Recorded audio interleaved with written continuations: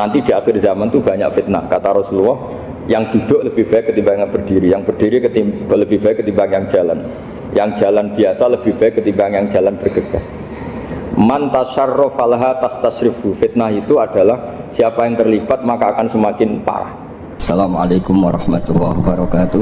Bismillahirrahmanirrahim. Alhamdulillahirabbil alamin wassalatu wassalamu ala asyrofil mursalin nabiyina wa habibina Muhammadin wa ala alihi washabihi ajmain. Amma ba'du. Saya mau membaca bab tentang faslun fi nafil ibad bi kullil bilad.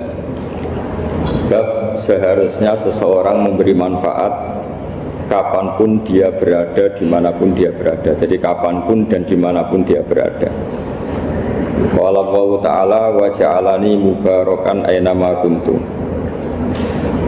Ayna fi an ibadihi aynama kunna. Di sini diterangkan an-naf'u naf'ani, naf'un fil adyan wa naf'un fil abdan. Wal barokah kasratul khairi wa ziyadatu. Fa'athna Allahu ala Isa bi kaunihi ja'alahu nafi'an lil ibadi aina makana wa haitsu kana.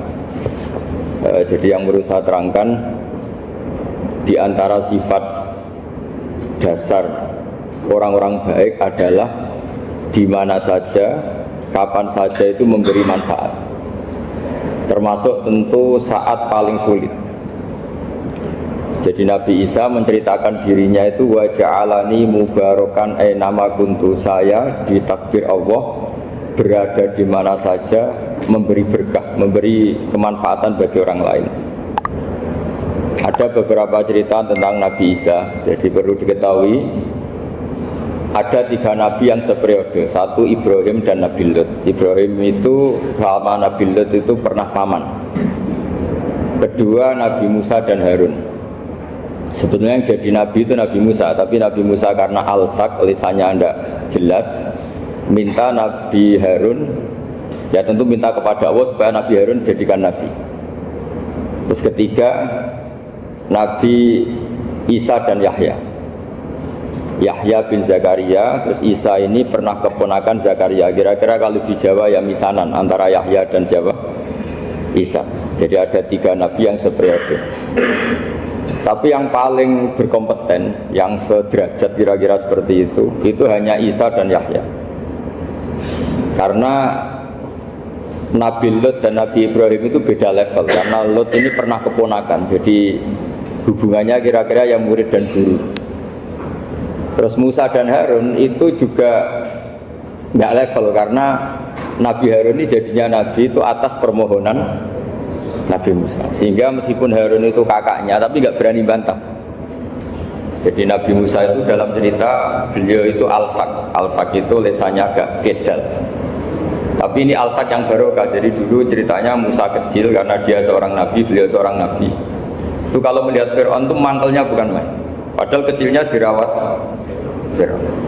Sehingga cerita mulai kecil sudah usil. Kalau melihat Fir'aun itu ya jenggotnya dipakai mainan. Terus pokoknya nakal. Lama-lama Fir'aun curiga, dasar orang Israel. Nabi Musa ini turunan Israel. Lama-lama Fir'aun itu yakin kalau itu sengaja. Akhirnya Fir'aun mau membunuh Musa. Terus kata istrinya Fir'aun, Musa itu masih anak kecil. Jadi seperti itu ya bawaan anak kecil, bukan bawaan kebencian terhadap orang Kipti, orang Mesir. Kalau dalam bahasa kitab kuno Mesir itu Egypt al-Kipti, makanya disebut Maria al-Kiptiyah. Kalau orang sekarang bilang Egypt itu bahasa kunonya Mesir itu al-Kiptiyah.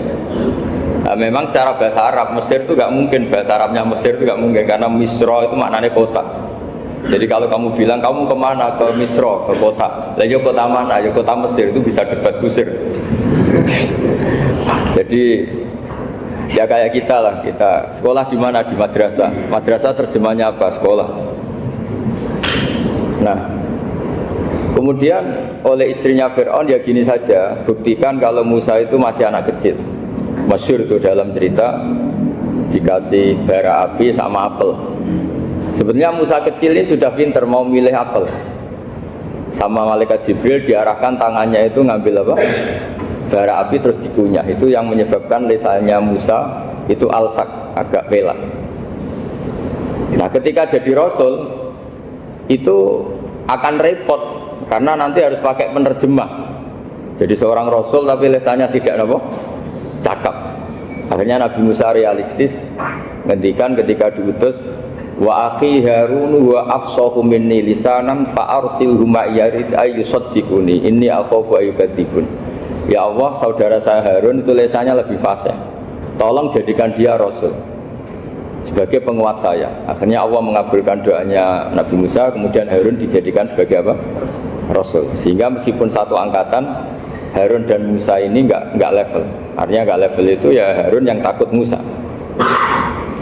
Terus ketiga ini Nabi Yahya dan Nabi Isa. Ini umurnya ya seangkatan, kecerdasannya, jadi nabinya sama-sama mulai kecil. Kita tahu Nabi Yahya termasuk yang diberi khitab Allah, ya Yahya khudil kitaba biquwwah wa atainahul hukma sobiyya. Yahya berpeganglah kitab secara kuat dan dia saya kasih kenabian ketika kecil. Sama dengan Nabi Isa yang disebut wa yukallimun nasa fil mahdi wa kahla. Sehingga karena selevel, dua nabi ini menjadi figur besar dalam manhaj, dalam metode dakwah. Dua, karena masih misanan tadi, kalau Jawa kira-kira mirip misanan. Dua nabi ini kalau memilih satu kampung, itu kalau Nabi Yahya itu milih kalau singgah di satu kampung, Nabi Yahya mesti tanya, orang sini yang paling soleh siapa, yang paling baik siapa. Ya terus singgah atau nginap di rumahnya orang baik tadi. Tapi kalau Nabi Isa enggak, orang sini yang nakal siapa, yang paling beling siapa. Terus Nabi Isa singgah di situ.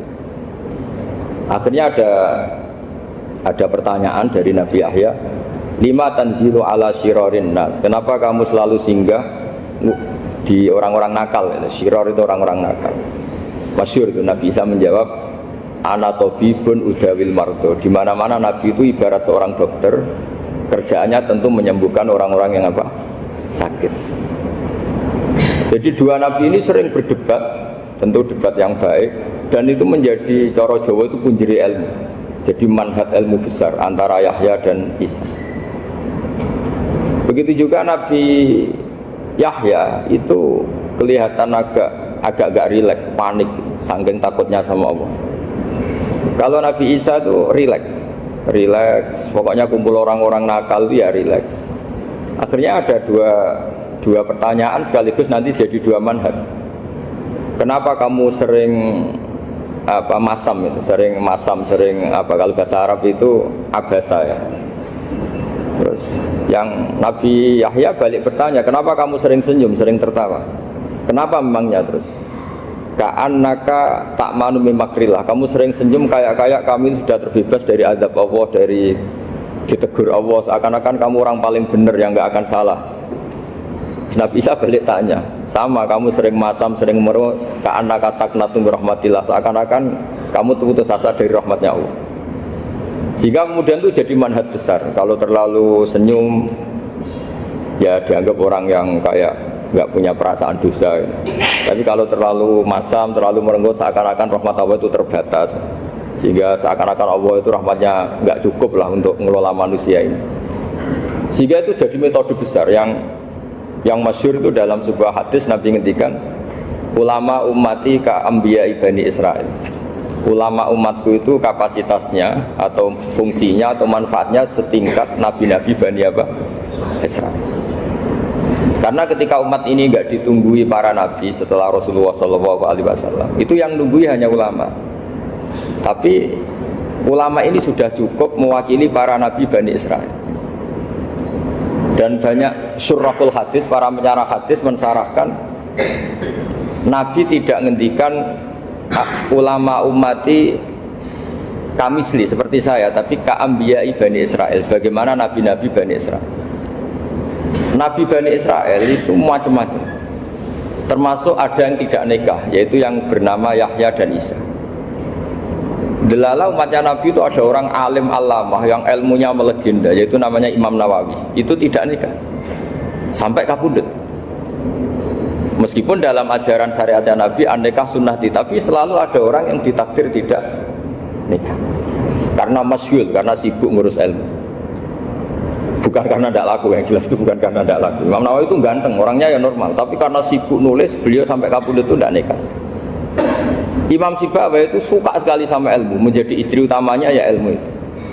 Dia ganteng, Sibawayh itu maknanya itu apel, dia ganteng sekali, sampai banyak cewek yang seneng. Akhirnya dia nikah, tapi nggak pernah dikumpulin. Dia belajar terus. Ketika beliau ke pasar, dulu nggak ada supermarket, beli kertas, kitabnya dibakar semua sama istrinya. Dikira istrinya terus mencintai dia, malah diceraikan. Itu siapa? Imam Sibawayh. Terus ada umatnya Nabi yang paling unik di dunia, mungkin Pak dosen, saya kiai pun nggak bisa niru. Ada orang tuh ganteng sekali, istrinya cantik sekali. Itu tahu-tahu sudah 10 tahun tidak pernah hubungan suami istri. Karena ketika si suami itu tahu istrinya cantik, itu langsung sholat sujud syukur, sholat terus, saking senengnya punya istri cantik. Yang istrinya cantik juga solihah, tahu suaminya ganteng ya terus sholat terus syukur. Itu sampai berhari sampai bertahun-tahun. Terus ketika ketemu cocokan, dek kita sudah nikah berapa? Terus dilihat kayaknya sudah 10 tahun tapi tidak pernah hubungan. Oh itu nggak kebayang, itu ganteng sama cantik. Kalau jelek sama jelek itu mungkin. Yang satu bilang naudzubillah, satu itu kan nunggu rafa saja. Ini nggak ganteng sama cantik. Nah kenapa kualitas ulamanya Rasulullah itu bisa seperti Nabi Bani Israel? Karena agama ini, umat ini sudah ada ditunggui para nabi. Sehingga mau tidak mau kualitas ulama, alhamdulillah barokahnya Nabi itu berkualitas kayak nabinya Bani Israel. Nah ini penting sekali saya utarakan supaya dicek saja. Kalau kita nggak percaya, dicek saja dalam hadis-hadis sahih. Misalnya begini, ketika Nabi memenangkan perang Badar, itu ada Asra Badrin, tawanan-tawanan perang Badar. Nabi suka musyawarah, suka rembukan. Ya Abu Bakrin, menurut kamu tawanan ini diapakan? Kata Abu Bakar, hum asyiratuka, mereka itu keluarga engkau, orang-orang Quraisy. Ya dibebaskan saja, pakai tebusan. Nanti uang itu kita kelola supaya jadi penguat Islam, dan orang-orang ini merasa utang jasa karena harusnya dibunuh tapi kita bebaskan. Terus tanya, bagaimana kamu ya Umar, menurut kamu? Kata Umar, ini kan orang-orang yang dulu ingin bunuh kamu, yang ingin menghabisi jenengan, ingin dan sudah ngusir jenengan. Ya setelah ketangkap ya dibunuh, kok repot. Apa kata Rasulullah? Rasulullah spontan ngendikan, inna masalah kayak Abu Bakrin kamasali Ibrahim, kamu ibarat kayak Nabi Ibrahim. Isqala faman tabi'ani fa innahu minni wa man asani fa innakal ghafurur rahim. Jadi Nabi Ibrahim itu unik, melihat umat itu sesyafakoh itu. Syafakoh itu banget sayangnya. Nabi Ibrahim cara berpikir, faman tabi'ani fa innahu minni, orang yang ikut saya ya Allah pasti golongan saya, tentu layak masuk surga. Wa man asani, orang yang mendurhakai saya, fa innaka ghafurur rahim, engkau maha pengampun. Bukan yang mendurhakai langsung masuk neraka, enggak, engkau maha pengampun. Wa masaluka ya Umar kama salin Nuh, isqala rabbi la tadzar ala ardi minal kafirina dajjara. Umar, kamu mirip Nabi Nuh, inginnya semua orang kafir dihabisin. Ya masyhur kan Nabi Nuh itu nggak ingin ada orang kafir sampai ada banjir tufan. Nah kalau sampean tanya bedanya apa dengan garis keras sekarang? Bedanya ya beda sekali. Kalau Nabi Nuh benci sama orang kafir itu diserahkan yang punya, sehingga yang punya yaitu Allah yang menghukum dengan banjir bandang. Tapi kalau kita kan kadang kita bertindak sendiri, jadi potensi disalahkan.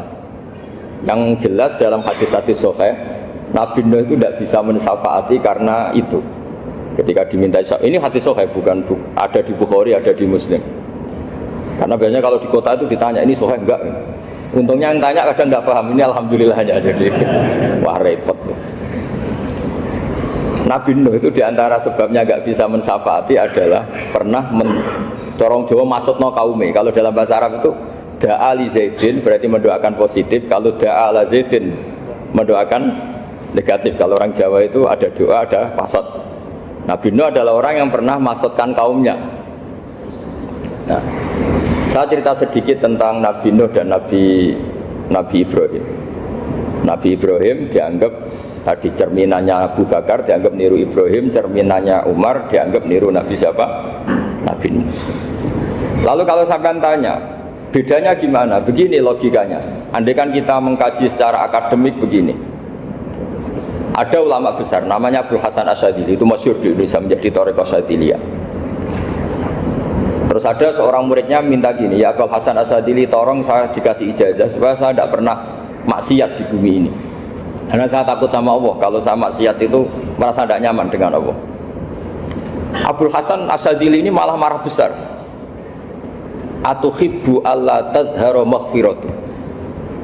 Kalau kamu tidak pernah maksiat, berarti kamu suka maghfirahnya Allah Ta'ala itu tidak kelihatan, karena nggak ada yang maksiat. Tapi bukan dukung kamu yang tidak ada, ini cerita ilmiah. Tapi kalau Said Abdul Al-Haddad itu kebalikannya. Ada orang fasik itu hidup berkeliaran, mengganggu masyarakat, ganggu ketertiban agama. Ada kiai atau siapa gitu mendoakan supaya tobat atau dikasih panjang umur supaya nanti bisa tobat. Itu beliau Said Abdul Al-Haddad marah besar. Man da'a li fasikin bil baqa faqad ahabba yusawahu fi ardi. Orang yang mendoakan orang fasik hidup berarti dia suka Allah dimaksiati di buminya. Jadi akhirnya jadi kutub besar, yang satu Syadziliyah, yang satu Haddadiyah. Kenapa ya? Karena tadi yang satu cerminan Nabi Isa, yang satu cerminan Nabi Yahya. Sebagaimana sabda Rasulullah tadi, ulama ummati ka'ambiyai bani Israel. Juga masyhur dalam aplikasi pengajaran juga gitu. Masyhur sekali dalam kitab-kitab diceritakan. Kalau Said Abdul Haddad, kalau ada orang sowan itu, kamu ngaji sama siapa? Sama si A. Pernah nangis gak pas ngajar? Gak pernah. Udah gak terus, gak usah diterusin ngaji orang seperti itu. Hatinya atas, wong orang iso nangis ya. Tapi kalau Abdul Hasan Asyadzili kebalikan, kamu ngaji sama siapa? Sama si A. Pernah tertawa enggak kalau ngaji? Enggak pernah. Sudah, enggak usah ngaji sama orang itu. Orang enggak bisa syukur. jadi itu manhaj besar. Nah, akhirnya orang-orang kayak kita ini enggak jelas semua. Nangis ya bisa, syukur, guyu ya bisa. Cuma celakanya kalau kita nangis karena tidak punya uang, kalau guyu karena punya uang, itu masalahnya. Tapi kalau wali-wali dulu enggak. Kalau senyum ya karena saking yakin rahmatnya Allah itu wasiat rahmatu. Kalau nangis ya karena takut azabnya Allah. Kalau kita kan enggak, sangat-sangat materialistik. Ini yang membedakan kita. Sebenarnya nangis dan senyum itu satu keharusan, karena Allah punya madharul jalal. Ketika Allah dengan sifat keagungannya, maka kita ini seorang Jawa serako bersenyum. Tapi Allah itu kadang sebagai madharul jamal, adanya satu keasikan. Sehingga yang merengut itu yang salah. Makanya dalam ilmu tasawuf, kutub wali itu hanya dua. Allah dengan madharul jalal, dengan Allah yang madharul jamal. Contoh madharul jalal misalnya gini. Ketika Nabi Musa ingin melihat Allah, saking kangennya ingin melihat Allah, Rabbi arini anzur ilaik, ya Allah saya beri hak untuk melihat engkau. Allah dengan jalalnya gini, Allah itu qadim, superior. Tentu gak layak tersentuh barang hadis itu makhluk. Sehingga ketika falam matajalla rabbuhu lil jabali ja'alahu dakka wa kharra Musa sa'iqa. Sehingga enggak levelnya, apapun hebatnya Nabi ini tetap makhluk, sementara Allah itu qadim. Enggak kuat. Makhluk yang fana ini, yang profan ini enggak kuat. Enggak kuat menampung zat yang qadim, yang superior, sehingga gunung pun hancur. Nabi Musa pingsan. Tapi ketika Allah dengan madharul jamal itu Allah dengan keindahannya, dengan kasih sayangnya, memberi hak makhluknya untuk melihat. Nah, di sini ini Allah sering ngendikan wujuhu yauma idzin nadhirah ila rabbiha nadhirah. Nanti ada wajah-wajah yang di surga itu melihat saya, kata Allah. Tapi apakah betul melihat kayak saya melihat dosen, melihat Pak Rektor, melihat teman-teman? Itu tidak bisa. Karena Allah itu qadim, sehingga meskipun manusia ahlul jannah melihat Allah, tetap Allah ngendikan la tudrikuhul absar wa huwa yudrikul absar. Karena Allah dibalik jamalnya ya punya jalal, dibalik jalalnya juga punya jamal. Sehingga selalu di Quran itu diulang beberapa kali supaya proporsional. Nah, kenapa ahli sunnah tetap berkeyakinan Allah bisa dilihat? Logikanya begini, fa inna kulla maujudin yasihu ayyura. Allah itu zat sing nyata-nyata wujud dan punya eksistensi. Di mana-mana sesuatu yang wujud itu layak untuk bisa dilihat. Lalu pertanyaannya gini, kenapa kita tidak bisa melihat sekarang kok nunggu di akhirat? Karena mata kita sekarang itu profan, fana. Sementara kita setelah di surga, tubuh kita didesain abadi. Ya saya ulang lagi ya, setelah kita di surga, semua fisik kita ini didesain abadi. Tentu karena desainnya sudah abadi, layak melihat zat yang abadi. Tapi pertanyaannya, kenapa tidak bisa ikhatoh, tidak bisa melihat sampai faham, la tudrikul absor? Karena abadi kita itu diabadikan. Sebagaimana surga abadinya diabadikan, neraka diabadikan. Sementara Allah abadi dengan dirinya sendiri, yaitu Al-Qayyum, atau dalam bahasa ngajinya Qiyamuhu binafsi. Nah lalu pertanyaan, makanya Mu'tazilah itu menentang betul kalau orang di surga bisa melihat Allah. Cara berpikir Mu'tazilah, melihat itu artinya yang dilihat ada arahnya, sementara Allah terbebas dari arah. Tapi kata ahli sunnah cara berpikir tidak seperti itu. Melihat itu pokoknya tahu. Nah, tahu karena mata itu karena kita ditakdir tahu itu karena mata. Sebetulnya yang menjadikan tahu itu tidak mata. Ya kalau tahu ya tahu saja, bukan harus pakai mata. Itu cara berpikir ahli sunnah wal jamaah. Jadi sabri ya bocoran. Kenapa madzhab ahli sunnah itu yang dipilih oleh banyak mayoritas di dunia, jumhur itu. Ahli sunnah itu dianggap pikirannya lebih orisinal. Misalnya ahli sunnah kalau ditanya, kenapa kamu melihat? Ya melihat saja. Kenapa kamu mendengar? Ya mendengar saja. Kesannya itu tidak rasional, kayak orang yang nggak pinter itu. Tapi sebetulnya itu yang benar. Jadi cara berpikir ahli sunnah itu melihat itu menjadi tahu. Menjadi tahu itu bisa karena mendengar, bisa karena melihat, bisa karena dikasih tahu, bisa karena bersentuhan. Sebab itu di Quran itu ada ayat ala ya'lamu man khalaqa, bukankah zat yang menciptakan itu menjadi tahu. Sehingga kenapa Allah itu selalu tahu? Karena Allah yang menciptakan. Kalau kamu tahu karena mata, sekali itu jauh, maka kamu tidak melihat. Atau kamu sekarang buta, kamu tidak melihat. Atau tertutupi barang itu, maka kamu tidak melihat. Tapi kalau kamu tahu karena kamu menciptakan, maka akan melihat terus. Misalnya saya ini tukang batu. Saya ingat betul ketika saya bangun Monas, itu polpen saya tak tanam di dalam Monas. Saya ingat betul kalau polpen saya warnanya putih, tak tanam di Monas 2 meter dari pondasi. Setelah saya pulang ke Jogja ditanya, di dalam Monas ada apa? Ada polpen. Posisinya 2 meter dari pondasi. Kenapa saya tahu? Karena saya yang menciptakan. Nah, karena menciptakan ini sehingga tahu saya akan terus menerus. Tapi kalau tahu karena mata, sekali barang itu tertutupi, nggak tahu. Misalnya saya tahu jenengan karena dekat sekali jenengan kemana-mana, saya sudah tidak tahu. Tapi kalau saya menaruh sesuatu di tubuh Anda, sehingga kamu kemana-mana tetap tahu bahwa barang itu ada di tubuh Anda. Nanti kalau ada yang protes, tapi bisa saja Gus barang itu dicuri orang kemudian Anda tidak tahu. Yang menjadi tidak tahu karena saya sudah tidak menciptakan suasana itu. Selagi saya yang menciptakan, maka akan tahu terus. Nah, tapi karena Allah ini menciptakan semua yang ada di bumi, maka Allah tahu terus. Jika Allah tahu cara bikin kuman, terus tahu bahwa manusia itu punya kuman, kumannya punya organ, organnya juga punya kuman. Terus nggak kebayang. Kamu bayangkan kayak, makanya Allah itu kalau cerita sederhana, innallaha la yastahi ayadriba masalam ma ba'udatan fama fawqaha. Allah itu tidak malu bikin perumpamaan nyamuk, karena nyamuk itu lebih dahsyat timbang gajah. Para pematung itu disuruh bikin gajah masih mampu, bikinkan patung gajah mungkin masih sanggup. Tapi kalau tak suruh bikin patung nyamuk, nggak usah bikin hidup, patungnya saja sekecil itu. Padahal nyamuk kecil itu punya organ tubuh. Lalu bikinnya organ tubuh nyamuk itu kayak apa? Organnya punya kuman, kumannya punya organ, organnya juga punya kuman. Sehingga orang-orang alim itu baca nyamuk itu lebih jadi ayat Allah ketimbang melihat dinosaurus. Tapi sekarang orang itu nggak tertarik ceritanya. Jadi beda perasaannya orang alim sama orang awam. Kalau orang awam tuh melihat mukjizat kan yang dasar-dasar kayak dinosaurus, gajah, wow gitu. Kalau orang alim nggak, malah melihat nyamuk. Nah, kealiman seperti itu terjaga di umatnya Muhammad, di umatnya Rasulullah Muhammad SAW. Karena ketika umat ini nggak ditumbuhi para nabi, itu Allah menjamin Muhammad, ulama umatmu nanti punya kemampuan seperti nabi. Tentu tidak dalam keutamaan ya, keutamaan tentu nggak sekelas sama nabi. Kenapa itu terjadi? Karena tadi para nabi ini mewakili sekian karakter. Kalau kita sangat mencintai Indonesia, maka kita akan tegas siapapun yang ingin menghancurkan Indonesia. Itu kira-kira cerminan Nabi Nuh.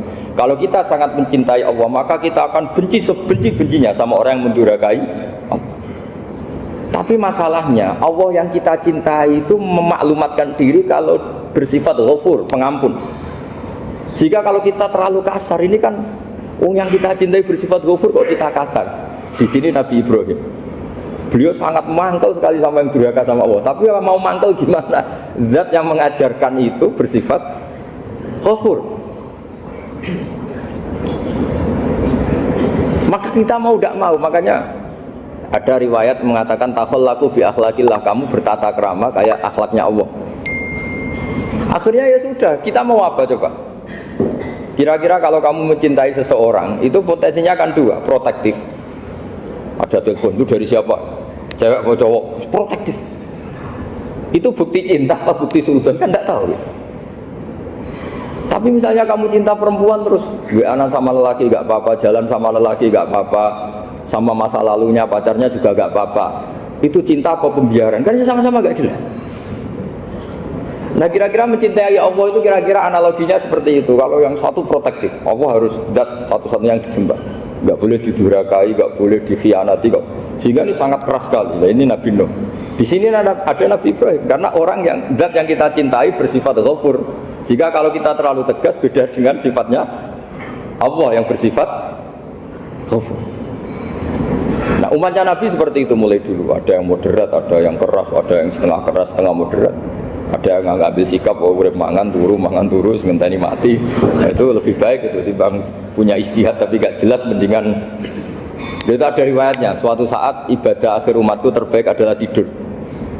Maksudnya tidur itu gak ngambil sikap, masyhur itu. Saya beri riwayat yang ada di Bukhari Muslim. Satakunu fitanun al-qa'id fiya khairun al-qa'im wal-qa'in fiya khairun al-masi wal-masi fiya khairun nasai. Nanti di akhir zaman itu banyak fitnah, kata Rasulullah. Yang duduk lebih baik ketimbang yang berdiri, yang berdiri lebih baik ketimbang yang jalan biasa lebih baik ketimbang yang jalan bergegas. Man tasyarrafa laha tastasrifu. Fitnah itu adalah siapa yang terlibat maka akan semakin parah.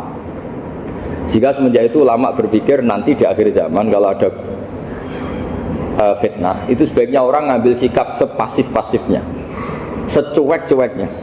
Jadi semua syurahul hadis sepakat makna hadis ini apa? Orang disuruh sikap secuek-cuek.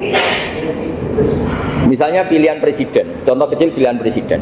Mungkin para intelektual nggak merasa, tapi kalau ulama itu cara berpikir beda. Pilihan presiden, kamu fanatik milih A, yang satu fanatik milih B. Ya presiden atau bupati atau gubernur. Terus yang satu bilang gini, wah kalau nggak di presideni A, nggak di bupati A, nggak di gubernuri A, negara ini rusak. Mungkin betul dari segi jejak rekamnya A ini bagus.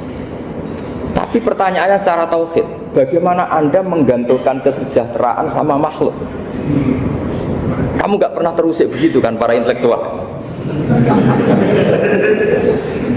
Itu kan melukai. Bagaimana mungkin Anda menggantungkan kesejahteraan dengan seorang makhluk? Wah kalau di presiden A pasti Indonesia makmur, kalau bupati A pasti Sleman makmur, pasti Bantul makmur. Nah, bagaimana mungkin makhluk yang sedang soleh kamu pastikan selalu soleh? Wong dia makhluk bisa berubah. Sementara yang B misalnya fasik, wah kalau dipimpin B pasti rusak negara. Bagaimana kamu pastikan B yang fasik selalu fasik? Dia saja dia husnul khotimah. Yang fasik pas mimpin jadi soleh, yang soleh pas mimpin jadi fasik. Akhirnya ulama karena tahu sifat manusia itu rubah-rubah dan kendali di tangan Allah, sikapnya nggak jelas. Saya ini termasuk orang yang terkena nggak jelas. Karena kalau ditanya Gus sampean pilih presiden mana, bakti mana? Sanut pangeran sing dadi aku loyal. Wah, anut pangeran yo kacau. Wah, luwe kacau menan anut pangeran kan. Ini kan sudah tidak sambung karena pikirannya ulama memang nggak beda, cara berpikir ulama itu beda. Bahkan bapak saya itu kalau didik saya itu begini. Kalau meseli saya atau ngirim saya dulu itu kan pakai mesel. Ini uang kamu 500.000 untuk kamu, mesti ditambahi 100.000 ini untuk buat jajan sama teman-teman. Mesti ada uang pokok, ada uang sodako. Dulu saya sering tanya, kenapa bapak sangat menghormati teman-teman saya? Kata bapak, aku kue mondok, aku rasa nyukupi, sing iso nyukupi ya konco-konco. Ternyata betul, rata-rata anak kuliah atau anak mondok uang pribadinya kan 8 hari dari dikirim sudah habis. Berarti kan masih 22 hari, kok bisa hidup itu kan barokahnya teman-teman. Malah yang agak beling itu 1 hari sudah habis, berarti ada 29 yang bergantung sana sini. Sehingga Nabi dulu cara ngendikan itu unik. Kata Nabi, da'unna sayarzuqu wahu ba'duhum ba'du. Manusa barnawa, engko saling memberi rezeki. Ketika ada collab, Medina itu pernah collab, terus sekarang pernah defisit itu. Beberapa pakar ekonomi datang ke Rasulullah, ya Rasulullah, sa'ir, tolong dikasih harga standar. Tapi apa jawabannya Nabi? La tusairu fa inna Allaha huwal musair. Kamu jangan kasih harga, Allah sendiri yang menentukan harga itu. Terus kata Nabi, kenapa engkau begitu ya Rasulullah? Ini negara harus ditentukan harga karena gini-gini. Kata Nabi, saya tidak ingin ketemu Allah dalam keadaan dolim. Tapi ini tentu di teori ilmu modern ini masalah. Tapi menurut orang modern. Tapi kalau menurut ilmu hakikat itu nggak akan masalah. Misalnya, kenapa Nabi tidak menentukan harga dalam keadaan negara seperti itu? Jawabannya pakar-pakar hakikat, ya saya ulang lagi pakar-pakar hakikat. Begini, misalnya ada orang menimbun supaya nanti harganya mahal ya. Terus ditimbun terus sampai nunggu harganya mahal. Lama-lama dia sadar kalau timbunannya nggak ada gunanya karena ternyata orang nggak beli. Nah, ketika orang nggak punya kemampuan beli, yang menimbun juga tidak punya uang. Nah, tapi kalau sampean tanya, tapi Gus nak tuku barang pokok kan kita mati karena kehabisan stok. Itu masalah tauhid Anda. Bagaimana mungkin kamu bayangkan seorang makhluk tidak bisa hidup atau nggak dapat rezeki? Nabi itu orang yang sampai ke derajat hakikat, dari tidak pernah bayangkan gitu. Saleh sampean jadi orang yang tauhidnya masalah. Sehingga terus bayangkan, wah kalau negara ini chaos, wah kita makan apa? Kalau negara nggak stabil, wah kita gimana? Itu tidak bisa seperti itu. Dulu ketika kita dijajah Belanda, itu kiai-kiai kita, Mbah Hasyim Asy'ari, Mbah Ahmad Dahlan, mondoknya di Mekah. Sampai alim alama, 2 beliau, Mbah Hasyim sama Mbah Ahmad Dahlan itu ngajinya sama-sama Syekh Khotib Minangkabau. Cuma Mbah Hasyim lebih menekuni ke Syekh Mahfud Termas, yang satu menekuni Syekh Khotib Minangkabau. Jadi 2 beliau itu ngaji di guru yang sama. Mbah saya, buyut saya itu ya sudah mondok Mekah, itu zaman dijajah Belanda. Sekarang kita agak dijajah, nggak mondok di sana. Buyut saya itu zaman itu sudah haji. Buyut kelima saya itu dulu kalau ingin cari tempat yang teduh itu masuk ke gua. Itu masuk gua itu hanya kepalanya saja, kakinya masih di luar. Karena gua di Arab tidak seperti gua di sini. Kalau gua di sini kan orang bisa masuk semua. Kalau gua Arab kan hanya celah-celah batu-batu besar. Sehingga ketika Rasulullah hijrah ke Madinah, singgah di Gua Sur, kata Abu Bakar gimana? Andai kan yang ada orang kafir di depan gua, kata Abu Bakar gimana? Andai kan mereka melihat kakinya pasti melihat kita. Karena gua di sana itu satu tubuh tidak bisa masuk penuh. Kalau gua di sini kan ada yang mobil saja bisa masuk. Nah, itu bahasa ya kalau mau istirahat itu masuk gua, separuh badan di dalam gua, separuhnya masih di luar. Nah sekarang terus kita bilang, wah kalau kita negara tidak stabil kita haji kemana? Dulu zaman dijajah Belanda ya kita bisa haji. Soal kebahagiaan, nenek moyang pulau jenengan tuh anaknya banyak. Dijajah Belanda, jajah Jepang ya nyatanya anaknya banyak-banyak. Itu kira-kira bahagia apa enggak? Nah artinya gini ya, tentu kita tidak ingin dijajah itu tentu ya. Tapi kita ini selalu latah. Wah kalau ekonomi jatuh kita makan apa? Kalau kita dijajah kita tidak perlu seperti itu. Rahmatnya Allah Ta'ala itu akan adrokatna. Rahmatnya Allah Ta'ala akan menemukan kita. Apapun kondisi kita, apapun keadaan kita. Ini cara berpikir tauhid. Sehingga Nabi itu tidak pernah bayangkan umatku nak tak tunggoni piye, ditunggoni Allah. Sehingga masyhur dalam hadis-hadis sahih, la tazalu ta'ifatun min ummati dzahirina 'alal haq la yadurruhum man khadalahum wala man khalafahum wala man nawa'ahum. Selalu di umatku ada kelompok-kelompok yang selalu membela kebenaran dan tidak akan terkalahkan oleh kesesatan di akhir zaman. Kenapa? Cara berpikir orang tauhid itu sederhana begini. Allah menamakan dirinya Al-Hadi, penunjuk jalan. Dan sifat Allah pasti nafidah karena Allah tidak terkalahkan. Sama seperti Allah menyifati dirinya Ar-Razzaq, Ar-Razik yang memberi rizki. Maka orang segoblok apapun, selumpuh apapun, selemah apapun tetap dapat rizki. Sama, Allah mensifati dirinya Al-Hadi, memberi petunjuk. Maka zaman serusak apapun orang tetap dapat petunjuk. Sehingga kita tidak perlu khawatir, wah nanti zaman kalau sudah rusak nasib Islam gimana? Ya coba sekarang nasib Islam gimana? Ya baik-baik saja. Dulu ditunggoni wali songo ya banyak orang Islam, sekarang nggak usah wali songo, ditunggui dosen-dosen yang ngajar aja nunggu digaji.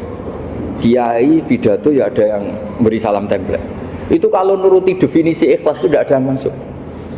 Tapi meskipun demikian agama juga jalan. Kenapa agama ini jalan? Karena Allah Al-Hadi, penunjuk jalan. Ketika Allah mensifati dirinya penunjuk jalan dan sifatnya Allah pasti nafidah, pasti terjadi. Karena Allah tidak pernah gagal. Sehingga agama ini akan ada terus sampai akhir zaman. Coba Amerika kayak apa, Islamfobia. Di Amerika tambah lama tambah banyak Islam, Eropa juga gitu, Australia juga gitu. Andai kan nuruti teori sosial, sudah dunia sudah materialistik kayak gini, orang dohirnya itu akan meninggalkan agama. Nyatanya enggak juga. Saya pernah di Korea seminggu, itu di negara ateis. Itu TKI ke sana tuh nyari uang. Ternyata ya kepikiran bikin masjid, bikin komunitas Islam. Coba siapa yang menggerakkan hati itu? Hanya Allah Subhanahu